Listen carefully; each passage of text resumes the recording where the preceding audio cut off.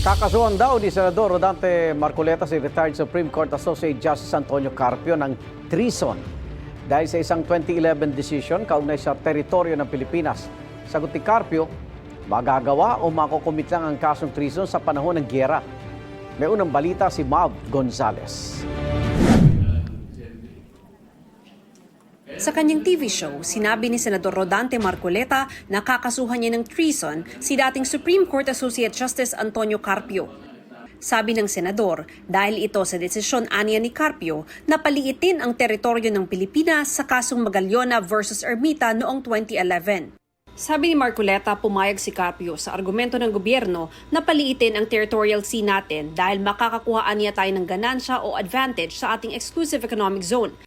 Dagdag ni Marcoleta, sa isinumite ng Pilipinas na Volume 2 o Atlas of Relevant Features sa Arbitral Tribunal, malinaw na hindi raw kasama sa teritoryo natin ang Kalayaan Group of Islands, ang puting bahagi na kamarkang West Philippine Sea.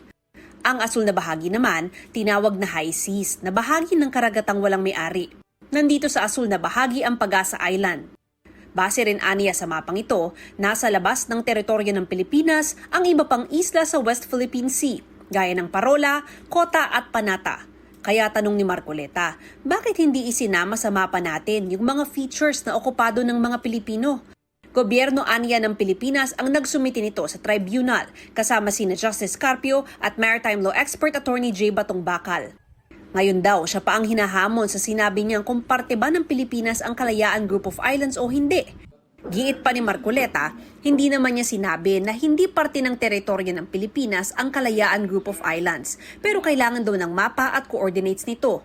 Tugon naman ni Justice Carpio, lahat ng first-year law student alam na pwede lang magkaroon ng treason kung nasa gitna ng digmaan ng Pilipinas, alinsunod sa Article 114 ng Revised Penal Code. Dagdag niya sa kasong Magallona versus Ermita, gusto ni na Magallona na isama sa teritoryo ng Pilipinas lahat ng isla at katubigang sakop ng 1898 Treaty of Paris Lines.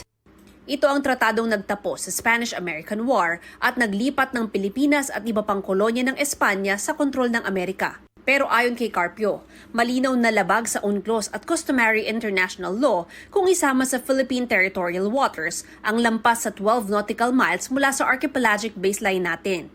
Masasama rin daw rito ang malaking bahagi ng exclusive economic zone at maliit na bahagi ng high seas, bagay na labag din sa UNCLOS. Kung kinatigan aniya ng gobyerno sina Magallona, tsak na i-dismiss agad ng arbitral tribunal ang kaso natin dahil magiging kapareho lang natin ang 9-dash line ng China na labag sa UNCLOS at international law. Sabi naman ni dating Senador Francis Tolentino na author at sponsor ng Republic Act 12064 o Philippine Maritime Zones Act, hindi na kailangang gumawa ng mapa ng Pilipinas. Wala po nagre-require sa atin mag-produce ng mapa. Iba po ang mapa. Ang mapa po ay cartographic drawing lang po yun. Ang pinaka-precise po scientific ay yung coordinates na na-produce po natin sang-ayon sa Republic Act 9522 noong 2009. Nakaayon aniya sa UNCLOS lahat ng nilalaman ng Philippine Maritime Zones Act. Nang tanungin naman kung makakatulong ba ang hamon ni Senador Marcoleta na debate, Gugulo lang. They're entitled to their own opinions or sentiments on this. Pero yung paulit-ulit kong sinasabi, international law is not based on one's personal opinion. ang dapat daw isulong muli ay dialogo sa pagitan ng Pilipinas at China. Ito ang unang balita. Mav Gonzales para sa GMA Integrated News.